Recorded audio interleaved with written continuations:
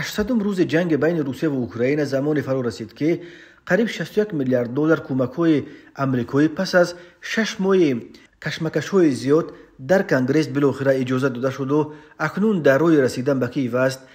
ولی به نظر می رسد که متحدان اوکراینی برای نجات این کشور جنگ زده اروپایی کمی تأخیر کردند. کارشناسان نظامی کمک‌های آمریکا به نوشداروی پیش از مرگ تشبیه می‌دهند، ولی میگویند اوکراین با دریافت این یاری‌ها هنوز هم شانس دارد که تناسب را در جبهه به فایده خود تغییر دهد. پس از 4 روز تفوق کنگره آمریکا برای کمک به اوکراین، فرمانده ارتش اوکراین الکساندر سیرسکی در صفحه‌اش در تلگرام گفت که پیشروی تاکتیکی نیروهای روس در بعضی منطقه ها به نظر می رسد. او حالت کنونی جنگ را برای ارتش اوکراین تشویش‌آور به قلم داد، ولی تاکید کرد که به نیروهای روس اجازه نمیدهند تا به پیشروی نظرش نائل گردند.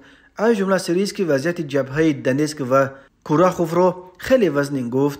پرزیدنت اوکراین ولادیمیر زلنسکی نیز در مصاحبه با شبکه آمریکایی CBS نیوز گفت اگر متحدان ما برای فرستادن تسلیحات تأخیر کنند، ارتش اوکراین در حالت وزنین قرار میگیرد. اگر رفت اوکراین سقوط کرد، ارتش پوتین را در قزاقستان و کشورهای لب بالتیک و همین طور در پولش و آلمان منتظر باشد.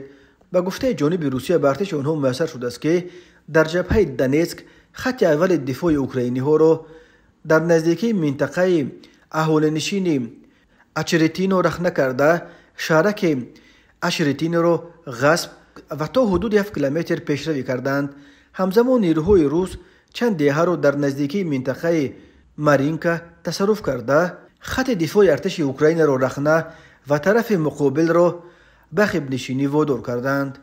علاوه بر این ارتش روسیه منطقه های اهالینشین سلاویوف، نوباخموتوفکا، سمیونوفکا و بردیچی را نیز اشغال کردند. رسانه ها می نویسند از احتمال دور نیست که ارتش روسیه در جبهه آفدیفکا خط دفاع اوکراینی ها را رخنه کرده یکی از پایگاه های دفاعی مهم اوکراین چاسوفیا را غصب کند. بنا به معلومات خبرگزاری بلومبرگ، با اینکه که ارتش اوکراین طی 6 ماه گذشته روبرو است، یعنی نبودن تسلیحات ضروری و نارسایی نیروهای زمینی، در تابستان نیز وضعیت برای آنها همین گونه وزنین باقی خواهد ماند. زیرا اگرچه ارتش روسیه به طور جدی جبهه را تارمار هم نکند، ولی در حالت رخ دادن خطایی از طرف فرمانده اوکراین به روس‌ها میسر می شود به طور قابل ملاحظه پیشروی کنند. اگرچه وضعیت ارتش اوکراین در جبهه ها تشویش‌آور هم باشد، ولی طی هفته گذشته تنها توسط موشک‌های دورپرواز آمریکایی با استفاده از سیستم اتاکامس چندین موضع مهم را در نیم جزیره اشغال شده کریم زیر هدف قرار دادند. از جمله شب 30 اپریل سال 2024 ارتش اوکراین فرودگاه نظامی نیروهای هوایی روسیه را در منطقه کریم و قسم نظامی قوه‌های ضد هوایی روسیه را در شهر سیمفروپول موشکباران کرد. گذشته از این، از آغاز سال 2024 نیروهای مسلح اوکراین مرکزهای پالایشی نفت را در منطقه‌های گوناگون روسیه از برینسک و بلگراد سر کرده تا پترزبورگ و قزان توسط طیاره‌های بدون سرنشین هدف قرار دادند. روسیه نیز در جواب با حمله‌های هوایی نیروگاه‌های برقی اوکراین را ویران کرد. بنا به اطلاع رسانه‌های اوکراینی از جمله RBK، طی 800 روز جنگ به ارتش اوکراین میسر شده است که 470,870 نفر از نیروهای مسلح روسیه را نابود کند.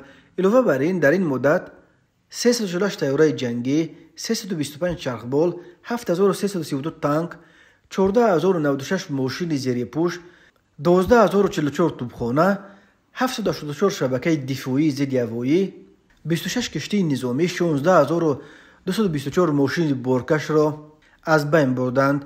ولی تفتیش درستی این رقم از طریق سرچشمه‌های معتبر و بی‌طرف غیر ممکن است.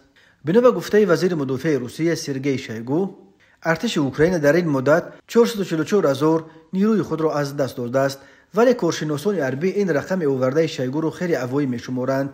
پرزیدنت اوکراین ماه فوریه گفته بود که ارتش اوکراین در 2 سال جنگ 31,000 نیروی خود را از دست داده است.